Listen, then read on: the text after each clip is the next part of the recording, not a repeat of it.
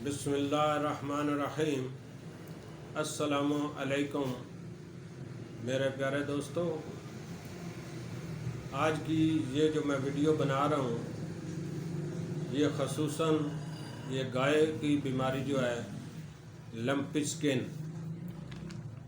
Skin का जिसको नाम दिया गया है, ये उसके लिए बना रहा हूँ। ये पहले भी मैं 2 वीडियो बनाकर अपलोड कर चुका हूँ, लेकिन इसकी ज़रूरत इसलिए पड़ी है कि ये जैसे जैसे बीमारी पुरानी हो रही है ये अपनी अलामात चेंज कर रही है। पहले सिर्फ ये गाय के जिस्म पे छाले या गिल्टियाँ बनती थीं, उसके साथ बुखार होता था।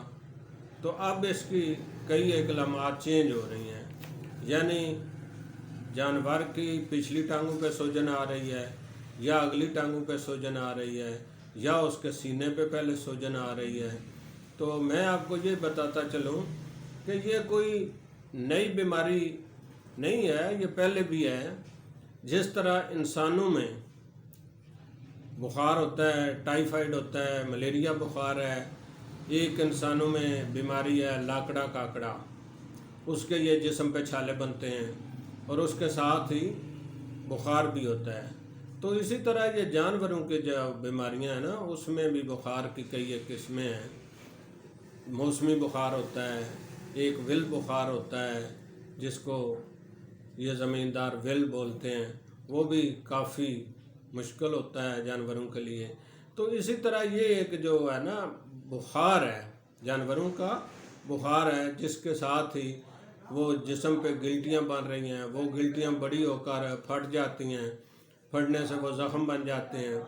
तो इस तरह अब ये उसके साथ एक और अलामत शामिल हो गई है कि कल से जो मरीज़ शिकायत कर रहे हैं ना, वो है कि पहले जानवर लंगड़ापन आता है उसमें, यानी वो चल नहीं रहा, वो उसने टांग ज़मीन पे नहीं लगाई, वो उसको उठाकर खड़ा है। तो इस तरह एक और केस है कि वो कहता है कि मेरे बैल को दोनों टांगें जो है ना वो उनसे लंगड़ापन है और कुछ भी नहीं, अभी तक वो खा भी ठीक रहा है। तो मैंने उसको बोला है कि ये वही बीमारी है लंपी स्किन जो है। तो वो कह रहा है नहीं ये ज़हरबाद है, ये ऐसे है। नहीं, मैंने कहा उसको कि आप शाम तक इंतज़ार करें। जब शाम हुई है तो फिर उसके बुखार भी बढ़ गया है, पहले कम था फिर ज़्यादा हो गया है, उसके साथ ही उसके मुंह से पानी आना शुरू हो गया है, उसका जो है आँखों से पानी, नाक से रेशा आना शुरू हो गया है। तो फिर उसको पता चल गया कि ये वही बीमारी लंपी स्किन है। तो उसको मेडिसन दे रहा हूँ। तो मेरे पास कई एक लोग जो है ना वो इस बीमारी की दवाई ले चुके हैं और उनको शफा हो रही है, यानी उनके जानवर ठीक हो रहे हैं। ऐसे भी हैं 3-4 केस जिनको 10 दिन डॉक्टर टीके वगैरह लगाते रहे हैं, मुख्तलिफ डोजेज देते रहे हैं, लेकिन उनको कोई ख़ास फ़ायदा नहीं है। होम्योपैथिक दवा से उनको अब काफ़ी हद तक आराम है। ये मैं एक वीडियो भी अपलोड कर रहा हूँ जानवरों की, जिनको ये बीमारी थी वो भी आप देख लेना। तो उसके साथ इसका जो है ना ये लोगों ने जो मशहूर कर दिया ना, ये एक वायरस है, नई बीमारी आ गई है, इसका इलाज ही कोई नहीं। हो सकता है एलोपैथिक में इसका इलाज ना हो, लेकिन मैं आपको यकीन से कह रहा हूँ, मैं ये वीडियो सिर्फ अपनी मशहूरी के लिए नहीं बना रहा, मैं ये लोगों की भलाई के लिए बना रहा हूँ ताकि लोग इससे फ़ायदा उठा सकें। तो होम्योपैथिक में इसका कामयाब तरीन इलाज है। आप अपना वक़्त बचाएं, अपने पैसे बचाएं, अपने जानवर बचाएं। आप इधर उधर टोटके वगैरह ना लगाएं, ना ही जानवरों के साथ आप खेलें। ये इंजेक्शन जो है ये एंटीबायोटिक लगा रहे हैं, उसके अलावा तो उनके पास कोई वैक्सीन नहीं है। तो एंटीबायोटिक किसी को फ़ायदा हो गया, बहुत कम हो रहा है फ़ायदा। ये अगर 10% भी होता तो फिर भी ठीक है, वो इससे भी कम है, उसका रिज़ल्ट नहीं आ रहा। तो वो कोशिश तो हर बंदा करता है, डॉक्टर साहब भी करते हैं, मालिक भी करते हैं कि हमारा जानवर बच जाए। लेकिन मैं आपको ये यकीन दिलाता हूँ कि होम्योपैथिक, अगर कोई अच्छा होम्योपैथ डॉक्टर मिल जाए आपको जो जानवरों की बीमारियों के मतलब जानता हो, ये ना हो कि कोई अनाड़ी डॉक्टर हो वो 3-4 डोजें आपको दे और उससे फ़ायदा ना हो तो आप खुद ब खुद मायूस होंगे। जो होम्योपैथ डॉक्टर जानवरों के मतलब जानता हो, अगर आप उससे इलाज करवाएंगे तो इंशाल्लाह آپ کو شفا ہوگی۔ تو میں آپ سے یہ اپیل کر رہا ہوں کہ آپ سب سے پہلے ہومیوپیتھک کی طرف آئیں، نہ کہ ادھر ادھر ٹوٹکے آزماتے رہیں۔